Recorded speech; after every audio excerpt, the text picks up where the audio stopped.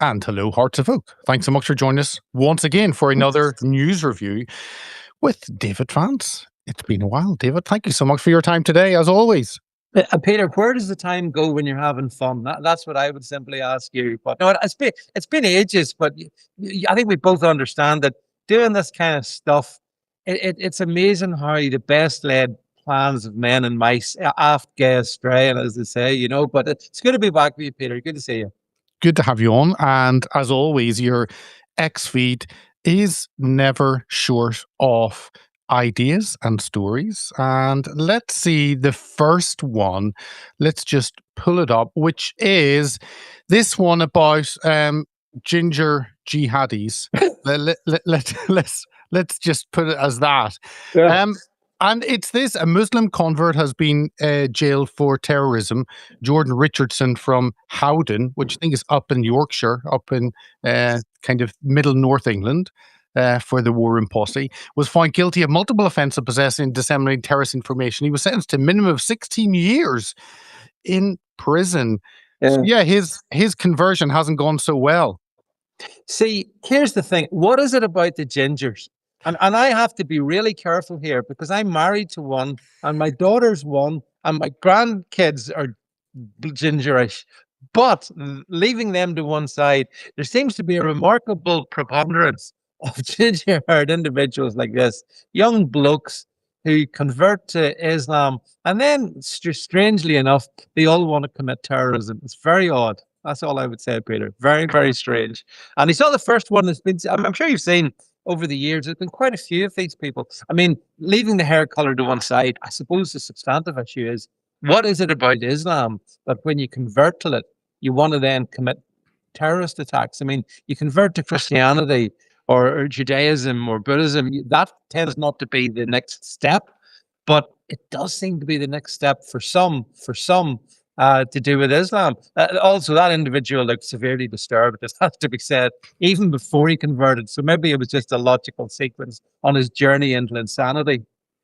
I'm curious how 16 years for passing out pamphlets or leaflets, and I haven't gone delved into the case. Yeah.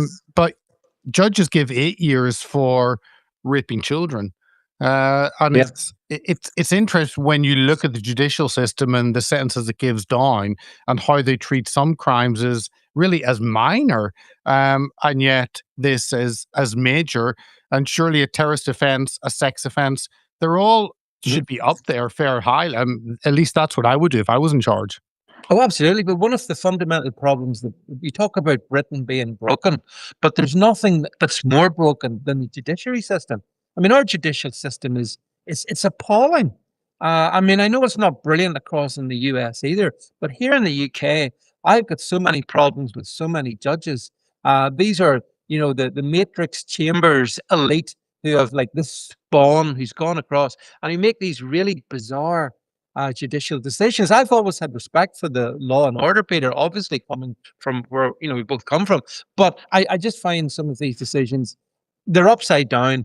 It's almost like they're laughing at us by some of the sentences that they hand out, and that is bad because then, if we lose respect for law and order, that's not good for the country. But that's understandable, I think, to your point, when you look at the sentence. David, looking abroad, we have the sad state of Keir Starmer visiting China, all different issues around that. But here is a video that I hadn't seen, and you've put this up, and this is from Chris Rose's account. And Yes. here is the Prime Minister being helped along.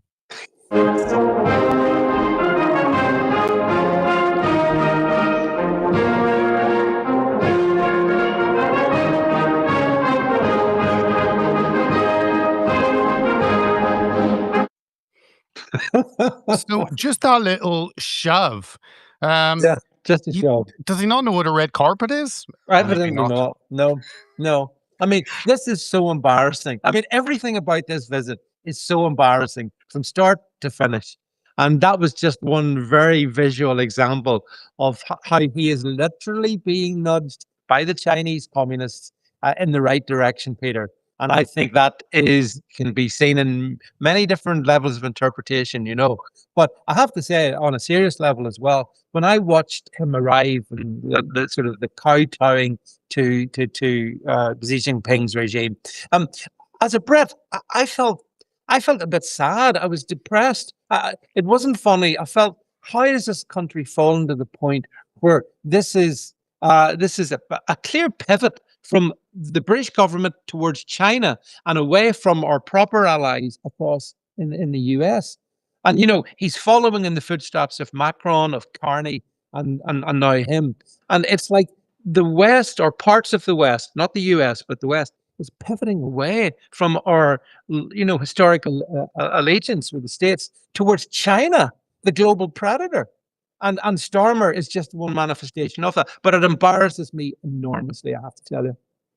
And I don't know if you saw the kind of the espionage stuff we've seen. We've seen the hack number 10. Yep.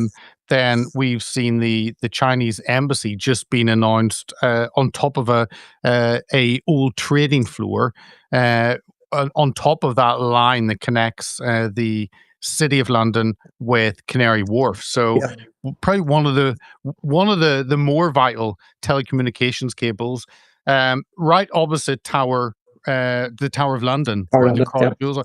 So you get all of that, and yet we go over. And I understood that they all took burner phones. They took disposable laptops. I've never heard of that, disposable laptops. Maybe this is the latest thing.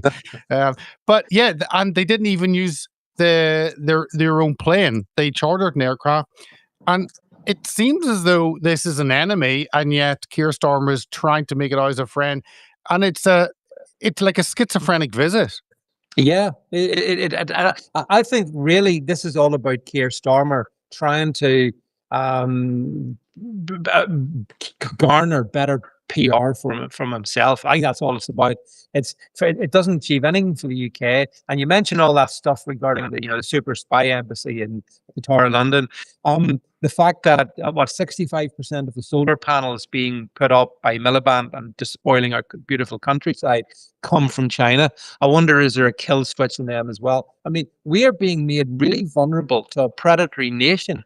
But to your point, that's being presented as, it's a good thing. It's good, where maybe we just become an overseas dependency of China, which in some ways financially we are becoming. So, I mean, I consider China predatory. We should be very careful. We should listen to President Trump, who, by the way, I'm sure you saw, has come out and said this is a danger. His word was dangerous. Trump knows how to use the right words. As Carney found out, 100% tariffs is going to make you rethink your great deal with Xi Jinping. And I hope he does something similar with Starmer. We shouldn't be pivoting towards China. No way. No, exactly. The only worst thing would have been Andy Anorak Burnham if he went over. I guess that would have been slightly. But this was a great. I hadn't seen this at all, and it kind of puts things in perspective. Xi has been criticized by Chinese media for not bringing up Starmer's human rights record, cancelling elections, and the lack of free speech in Britain. I don't know which is worse. We're trying to ape China and trying to overtake them in terms of control and censorship. Yeah, I love that one, because sometimes you can make a better point with a joke than than maybe a more serious comment. But I mean, it does make the point that in some regards, I'm not sure how many people that the Xi Jinping regime has arrested for on the internet. But I know we've had 12,000 here in the UK. So yeah, maybe maybe this has got a subtle point in it that this country is arguably becoming even less free than China. Certainly, that's the direction of travel anyway. I think we can agree on that. No, completely. I want to kind of get on to probably the big story past China, and that's Iran and what's been happening. And I know you've done, I think you did a video on it like a day ago, looking at some of what is happening. But maybe we'll start with a smile again and then move on to it. And this is the comical side, which again, as you say, a joke, satire really gets to the point. And this is from the Babylon Bee.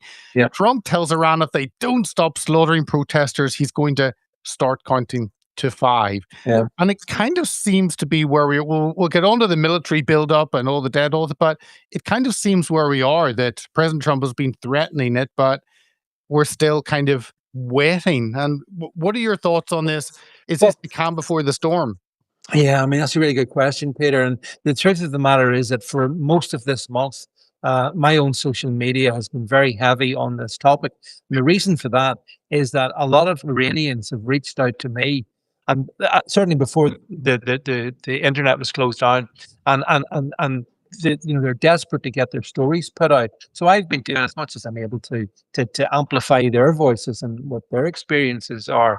And I mean, it's really very simple. This here. Without US help, the Mueller regime will stay intact. It's that simple. And it was back, I think, in January 7th, whatever, where President Trump told them in a tweet, help is on the way. Go out on the streets. Help is on the way. His words. Right. Well, there are tens of thousands of them slaughtered. Where's the help? And this is the issue, that these people took President Trump at his word, and they went to the streets, they protested. Because what I've also learned, Peter, and it just shows you never so old, you can't learn stuff, that the Iranian people, we have this sort of idea, oh yeah, they're all Muslim, they're all Islam. They're not. They're it's so untrue. This is a proud historical nation with obviously the Persian antecedents to it. And the Mullahs captured it in 1979 with when, if you remember, Ayatollah Khomeini came back. And for 47 odd years, these people have lived under subjugation. It's equivalent of living behind the Iron Curtain. And then it's left. They want that Iron Curtain of Islamic theocracy, or as I call them, the Shia supremacists. Pick your term. But they want them gone, and they want to get back to a life which actually, Peter, pre-1979 was not that different from us in the West under the Shah. Now, I know the Shah wasn't perfect, but no, what regime is perfect? And it surely was a hell of a lot better for Iranians then. Now, women are veiled, and tyranny rules. So they've been waiting for help to come, and that's why the Babylon Bee headline. I thought, yeah, I don't want to criticize President Trump, but I will if I think that things aren't going right. So that's the overview of it. These people need help. They can't overthrow the regime. They're not armed. The enemy are using. They were back in January 8th, 9th, and 10th. They were machine gunning them. How do you counter that? You don't. You die. And it's weird. And again, looking into this, you learn in a weird twist of fate. I had no idea, but the Shah's son, or one of his sons, was in the US at the time, training with the US Air Force. He was 17 whenever the overthrow happened, and he has been in America since. Right. Peza Rahlavi or something. Rahlavi, And he, of course, is standing up as the leader in exile. But it's interesting. Actually, I have no idea what type of person he is. If he flew planes, he must be a good person, obviously. But it's interesting to see what his mindset is, and whether maybe there have been conversations. And I know he's has had demos in DC, another one coming up, I think on Saturday week. Yeah. So, yeah. I mean, I have a lot of admiration for him, because he's actually saying, look, let's help change the regime.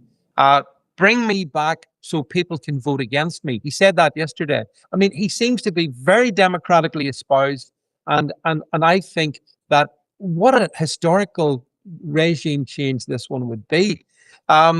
People have got so obsessed about what happened in Iraq, what happened in Libya. We can't ever go down that route again. But all that the Iranians need is the mullahs erased, and they'll do the rest, and the IRGC. And by the way, isn't it shameful that even the EU voted yesterday to categorize the IRGC, which are basically the mullahs stormtroopers, as a terrorist organization? UK hasn't done it yet. They're moving towards it, but they haven't done it yet, Peter. Scandalous. So that's that story you're referring to. Yeah. EU's foreign policy chief, Kaja Kallas, says the EU is expected to terror list the Islamic Revolutionary Guard Corps, IRGC. But I think the Keir Starmer may be considering it. So there you go. He's thinking about something. He's thinking about it. Yeah, he's thinking about maybe getting tough with them. It's pathetic that the EU have gotten to it before we've gotten to it. And meanwhile, these people have been up to their necks in blood on the streets of Tehran and elsewhere across Iran in the last several weeks. You know, I mean, there's no doubt what they are. So I think the regime change is really going to be targeted military on the mullahs, on their. I mean, I don't understand Trump talking about we're going to take out your nuclear capacity. I thought that happened last year, President Trump. How are you doing that twice then? Sorry, not quite getting that one. And I don't understand. President Trump is much more clever than me, Peter. So, you know, he may be operating, you know, the 3D chess, whereby what he's saying is, I want to do a deal with you. And the deal is one that they can't accept. So they have to say no to the deal. And then he takes them out. Maybe that's it. So, you know, but all I would say is, honestly, from knowing people that have contacted me, I've actually even started to put some of their stuff out on my Substack, that knowing what they're going through, and they had such confidence that help would come weeks ago, and it didn't come, and they're, you know, things are bad. So, and it would be awful if at the end of the day, Trump counts to 5 and nothing happens, because that would be not good. And, you know, strategically for Israel, you know, Iran under the Shah, the return of the Shah, so to speak, would be an ally in the Middle East. It would reorganize things. We would cut off, you know, all the terror groups that the Iranian regime funds. They would be cut off. It's such an open win. But I know there's other issues. I do get there's other technical concerns, yes, for sure. But I think it's you should do the right thing, and so should Trump. Well, yes, and here's about some of the military buildup that's been happening. I know you posted a lot. I put this up. I don't think you'd posted this one. I know we both posted Visegrad 24, the extra work they do. But the US been sending a large number of high capability military aircraft towards the Middle East over the past day. You've got tankers. You've got the EA-18 Growler electronic warfare to jam signals. I don't know why only 6 F-35s, but I'm sure there are others. You've got the transport aircraft. You've got the search and rescue, the 2 HC-130 Hercules search and rescue. You've also got, the last one was interesting, the E-11A, which basically provides communications in the sky. So if everything is shut down, they operate and provide that. And you realize that this is not about sending the B-2s or sending F-35s or missiles. It's actually, a lot has to happen. And if they send in 135 aircraft into Venezuela, think actually what is going to have to happen to Iran. But it does seem as though things are moving into place. But it's it's the unknowing, I think, from our side. Yeah, I think, and I can understand why the unknowing could be seen as a tactical good thing to keep the mullahs, you know, on edge. I get that, and certainly the size of the force that President Trump has directed into the Gulf is commensurate with the military action that's going to be required. So it all kind of looks good. And there is a suggestion that the reason he didn't do it when he could have done it was he was advised, if you remember, a few weeks back by his military advisors. He wasn't convinced that there was enough force there to make it a one-off hit that deals with the issue. So maybe that's fair enough. But the problem is, Peter, as every day goes on, I'm getting less and less confident about it. And meanwhile, you know, the mullahs seem to have asserted full control. The protesters, you don't go on the streets, so the protests have died down. They've restored the internet because the mullahs are confident that they will have won a victory over their own people, which was sad. But over the US and President Trump, that's even worse. So we'll have to keep watching. I mean, it's by no means over. I'm hopeful that something happens, but there is an expression, you know, hope makes a good breakfast, but a poor supper. And therefore, the longer time goes on, you know, the pangs start to develop. Anyway. And uh, here's another part of it, which is Turkey. And I mean, there's so many interesting parts of this. But they've Yep. actually called for talks and offering Ankara, the Turkish capital, to host talks to try and find a way. Of course, Turkey are next door to Iran, so they would have a. But again, Turkey are not necessarily the greatest ally. I don't know what allies we have in the Middle East apart from Israel. I don't know, but they're obviously getting rattled and they're moving. So yeah, maybe we might have a peace deal, but I kind of just want the mullahs to be removed Yeah. and actually to free the people. Exactly, Peter. There isn't a deal. You cannot a deal misses the entire point of the issue. The issue is the mullahs have to be removed, and that's it. Period. So having talks. I mean, I understand where you might have military talks going on in the background, particularly with Israel. Totally get that. But I just think, yeah, like yourself, I see it exactly the same. Talk of doing a deal. And it's hard, this one, because Trump's the master of doing a deal. But the only deal here is to get the mullahs to say no to a deal and then smash them. That's the only deal that I think would be acceptable. Other than that, you've got 90 million people held hostage by these mullahs in Iran, and they will have been betrayed by Trump. Let's just call it out for what it is, if nothing happens. But I'm hoping that something will happen. Well, it was also, I mean, the talks in Ankara I find interesting because, and the US build up, because what part of the world is beside Turkey? Whoa, it's Europe. It's the European Union. Yeah. And I would have thought Europe would be thinking, oh crap, we're going to have a nuclear war in our backyard. Our backyard, yeah. Because Turkey is the buffer between Iran and Europe. So you'd think they would, and yet, as always, Europe seemed to be sitting on their hands saying, Trump, we hate you, but please come and save the day. And it's infuriating. Absolutely right. And it applies to the UK as well. There's like zero engagement from the British government on this issue. There's almost zero government EU engagement as well. And as you say, it's just across the way, you know. So it's like sometimes I think the truth of the matter is that the EU just postures and preens itself, as we've seen over Ukraine, and it's just another example of it. You know, they're all talk, but no action. The action comes from the US. The US is still the global superpower, much as the BBC and others mightn't want that to be the case. But to be the superpower, occasionally you have to act. Oh, you do. Well, Europe don't really want to act much, but and again they pass the responsibility on to Turkey, and then Turkey would benefit if it was able to broker something. It benefits. Why shouldn't the EU benefit? It's just none of it makes sense. It's just horrendous leadership. Whenever Turkey are seemingly providing better leadership in the European Union.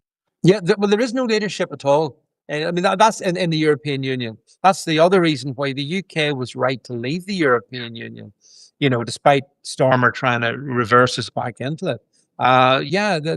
This is the problem about, you know, government by committee doesn't work. You need leaders. So let's look at some of the figures, the numbers, because it's difficult to comprehend. And think with a blackout, it has been difficult to get some news out. But this is UN Watch talking about figures. Time magazine talking about 30,000 having been killed. Iran International, not sure, 36, and the Sunday Times citing Reza Pahlavi is 50,000, and then zero response from the UN. But 30,000, and I mean, this is huge. And then you compare it to what's happening in Gaza, in Israel, and you wonder why the focus is on one. But yeah, I mean, the numbers are shocking, aren't they, David? Oh, they absolutely are. I mean, it's hard to verify any number, obviously, you know, and so everything has to be taken with a grain of salt. I mean, I've heard numbers as high as 80,000. And then at the bottom end, you've got 30,000. But, you know, even if it's somewhere in between, it's an incredible loss of life. And it all, Peter, so much of it happened 8th, 9th, 10th, 11th of January. Those were the killing days.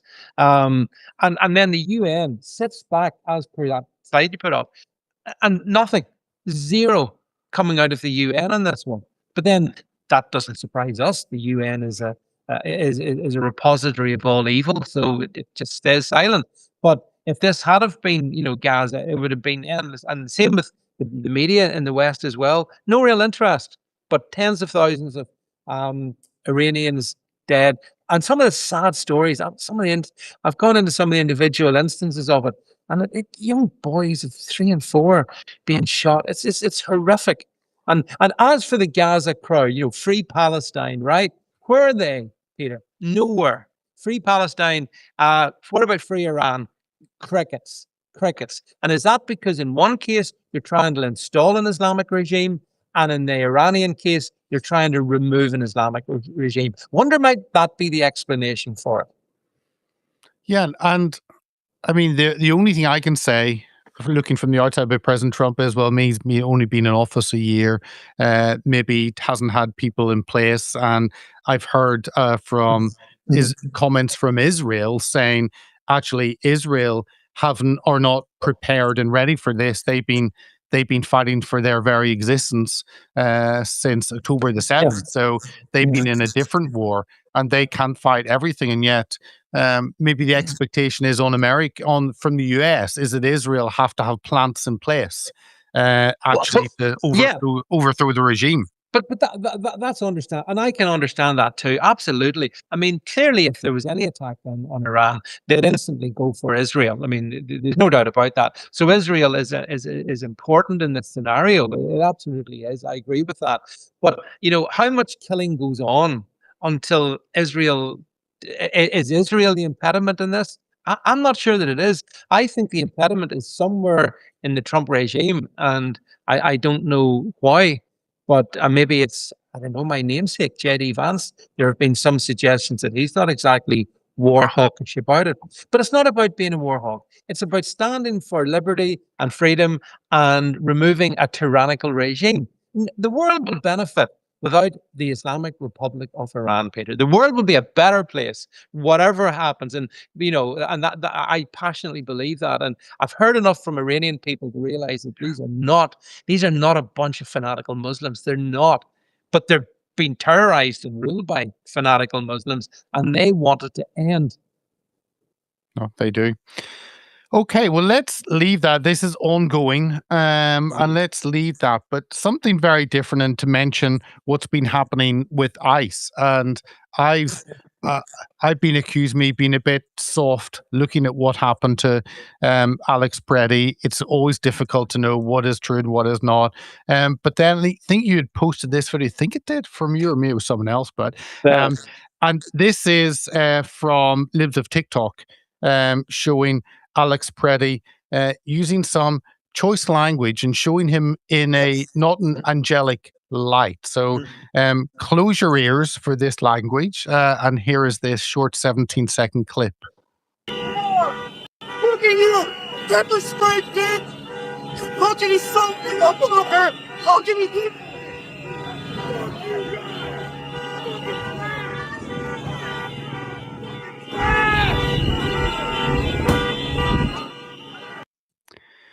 Well, that kind of shows him in a little bit of a different light, doesn't it? Yeah, not so much, not quite so angelic, and also a different angle of that. There shows Peter he had his gun in his in a waistband, as well. So this guy has a record now. We can see of bringing guns to protests. Which you're not supposed to do, you're not allowed to do. And stop interfering with federal agents doing their business is also a criminal offence. And if you commit a criminal offence with carrying a weapon, sorry, all the rules are off. But yeah, I mean, honestly, I might be opposite. Maybe I'm too tough on him, but I think he got what he deserved. I don't have any sympathy for him at all. I put up a thing on him pretty vacant, because he should have understood.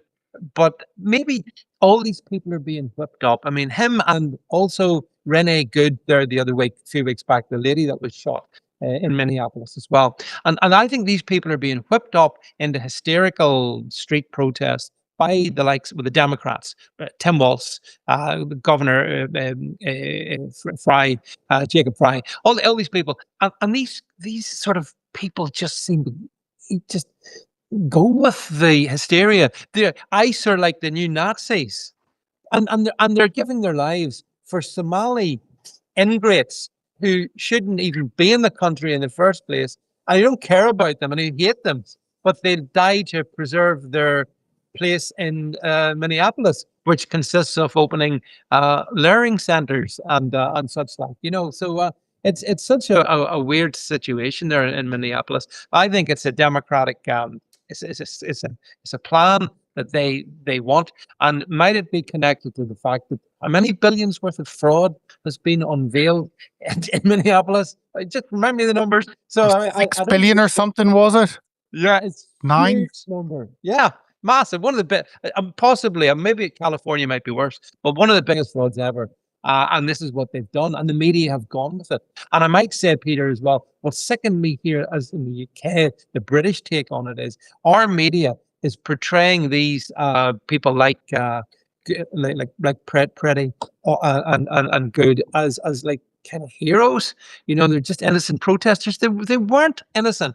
She tried to use her vehicle, weaponize her vehicle to try and run down an ICE officer. So I'm sorry. At that point, you put your life in peril. And he took a gun to a protest, which, yes, First Amendment and all that. But I don't think you can, if you stop all officers of ICE agents from going about their lawful business with a gun, or carrying a gun, I'm sorry.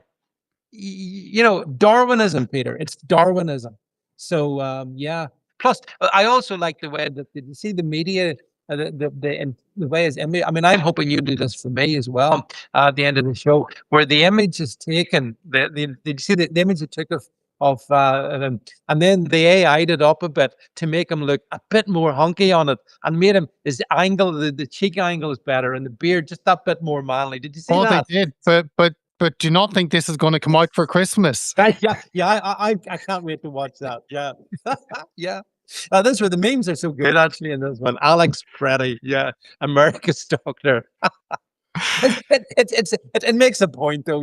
I mean, again, we've talked to this, Peter, for so often that you can't trust the legacy media on anything, and especially on these issues, and in the States in particular, they are horrendous. All of them are, including Fox, all horrendous on these issues. You can't believe a word a word they say or an image that they show. No, it's true, because with images being photoshopped and things, but I mean, I have an issue because it seems as though his gun was taken away, but the officers around him maybe were not aware that he was unarmed. It seems it was taken away, and some have said, well, the officer had to remove the gun from the scene because that was the safest thing.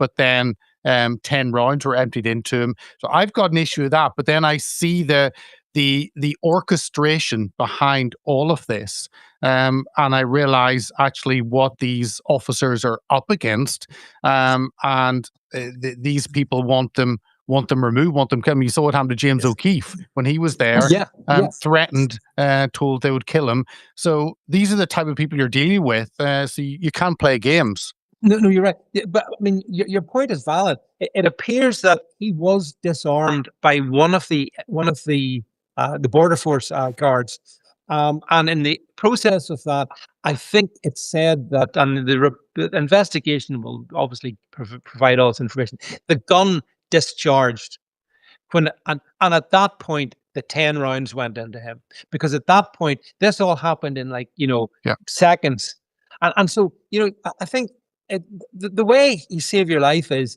you obey, you follow the directions that ICE agents give you and Border Force give you, and you don't resist, and you stay alive. If you want to resist them and carry a gun, I'm sorry, Peter, you've brought it on yourself. I mean, in a way, it's a bit sad for his parents and whatnot. Clearly, no one wants to lose their son in that way. But you saw that video you put up. He seems to have, his behavior seems to have changed a lot in recent months. And this is what we often see. These people become indoctrinated by the propaganda, driven by the politicians, the Democrats, through the US media, and then they think that they are impervious to the rule of law. I also don't like the notion, by the way, that there should be any de-escalation in Minneapolis. I oppose that. I want to see an escalation.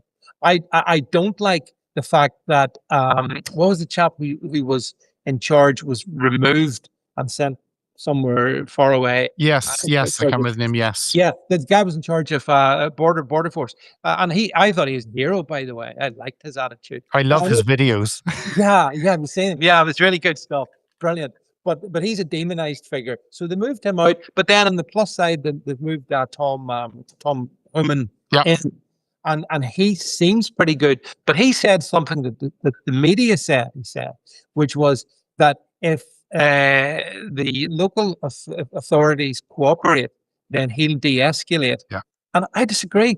No, because if that's the case, this is going to be the template. Any city, anywhere, Democrats want to stir up a bit of problem, follow this template, and it's going to work. The regime will back down. Trump shouldn't back down, and Homeland Security shouldn't back down, and Kirsty Noem shouldn't back down. But I don't know what's going to happen. It's a fascinating one, Peter, because it just shows how US and UK are quite different in some of these regards, and this is a different one. But I'm fully aligned with ICE, fully aligned with Border Force, and I just want them to get all the illegals out, and not just the criminal ones. By the way, America voted for all deportations, not just criminal. But okay, start with the criminals, but get the rest of them out as well.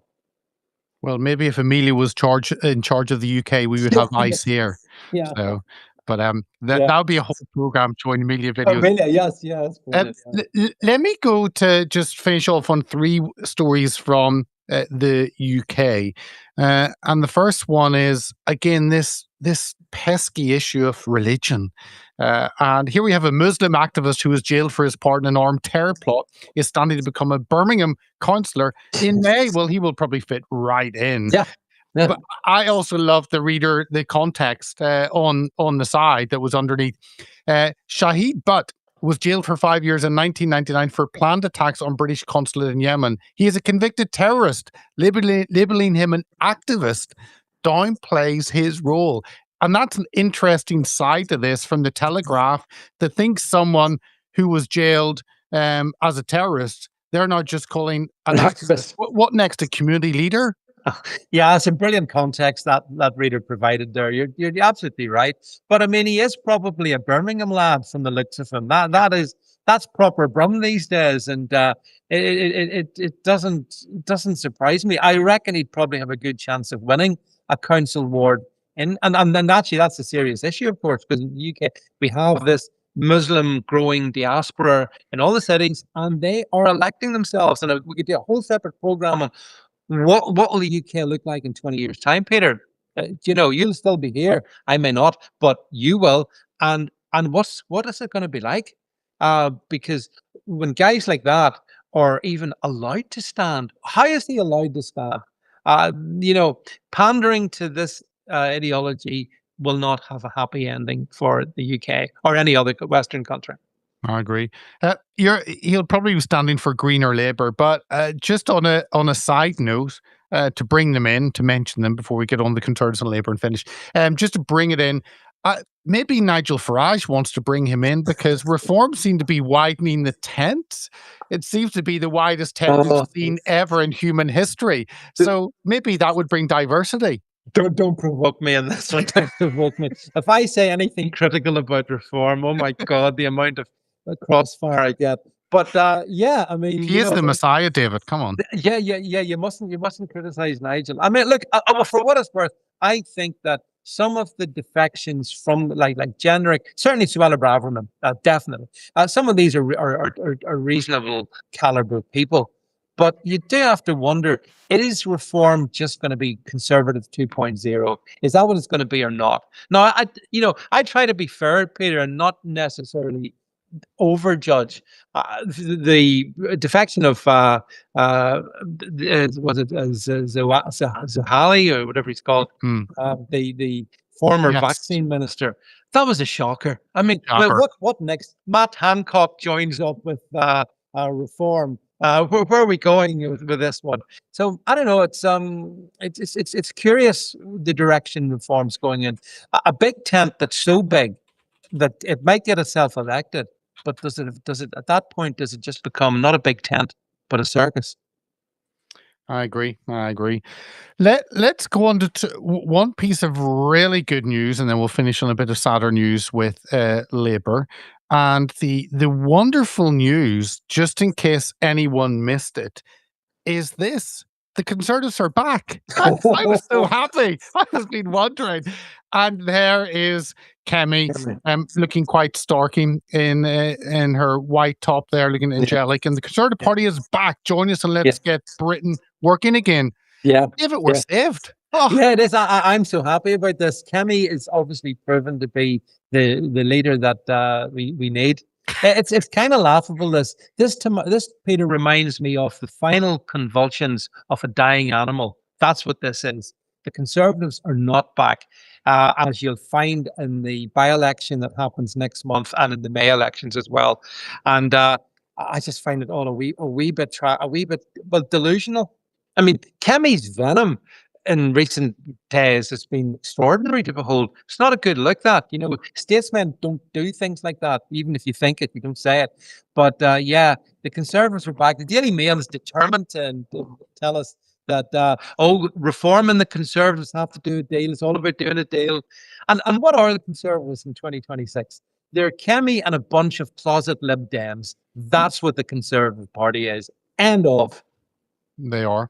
And just in case it's a plague on all their houses, here's a clip we'll finish off from our illustrious Home Secretary, is she? Shabana Mahmood. And here is her talking about all our freedoms. This will include the largest ever rollout of live facial recognition technologies across England and Wales. We know this approach works. In London, Well, we know this approach works, David. There's no trust with this government and the citizens of this country. Live facial recognition, this has been on the edge for quite a while, with different police forces rolling it out carte blanche. Now the government are behind it. Concerning, obviously. Well, the way around it is a burqa. Obviously, if you have a burqa or a niqab, you're going to be absolutely fine. So maybe we'll see a proliferation of non-Islamic people wearing burqas and niqabs, because we mustn't discriminate, remember. But it's her delight in advancing the police state. And she doesn't even seem to understand how she comes across. I look upon her with a degree of repulsion, because as free men and women, we shouldn't be 24/7, facially tracked wherever we go. It's, again, back to China. We are emulating the Chinese model. It's so obvious that, and Shabana Mahmood thinks she's quite proud about it. More cameras, a camera on every street corner, and facial tracking recognition wherever you go. I mean, that's straight into police statism. And be interesting to see if Kemi disagrees with that. I didn't notice any overt disagreement with that, just as she doesn't have a problem of stopping young people accessing the internet and so on and so forth as well. Unfortunately, Britain's moving increasingly authoritarianism at any rate, and it's being institutionalized. Whether reform give us a contrast, I will wait and see. And the frustrating thing is, looking at the Conservatives' PR side, that reform seemed to have got it all stitched up in terms of how you approach the media. And Nigel is a fantastic media performer. Yeah. And then you look at the Conservatives and you scratch your head thinking, have they just found some, maybe school kids would actually be better. Forget about your GCSEs, kids. We're going to actually put you in the Conservative Party and you can do our PR, because they've utterly failed. It's awful. One of the programs I watch, so others don't have to watch, is BBC Question Time, right? And I watched it last night. I had to have a glass of wine as a necessary prerequisite just to ease the pain, right? But there was a Conservative on it who's totally unmemorable. But I just thought, why do you put these people up? And it's just it's an embarrassment fest, and it doesn't cut through. And is there nobody in Conservative Central office saying, "Hang on a second, guys, this is not going, this is not working. This is what led to the destruction in 2024, and it's just continuity of the same." And I don't think there is. So maybe having school kids running it mightn't be any worse, for sure. I agree. Well, David, it's always good having you on. I appreciate you giving us your expert wisdom on all of these, and Always a we can now sleep sounder at night. Now we've gone through all of those. Let me leave the viewers with, there were 2 images you'd put up, and you're probably thinking, what are they? Yeah, absolutely. That's a fact. And here we did the Netflix coming out. This was a really good meme, just actually giving an understanding of the issue with Qatar that tried to make itself peaceful. And yes, it is the biggest funder of Hamas. Actually, the Gaza situation, that would not be a situation if it wasn't for Qatar funneling and probably the European Union. So it's a fantastic meme that really says a lot. Agree. I totally agree. Yeah. People don't understand what a malevolent force Qatar is. Yeah. They really are. And this last one, it wasn't on yours. I don't know if is this too much too soon, David? Too much Curb Your Enthusiasm. Pretty good. Pretty good. Yeah. Well, I mean, it's a statement of fact.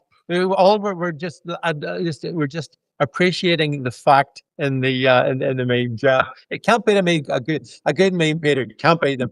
Can't beat it. Well, David, thanks as always. Appreciate your time today. Cheers. Thank you, Peter.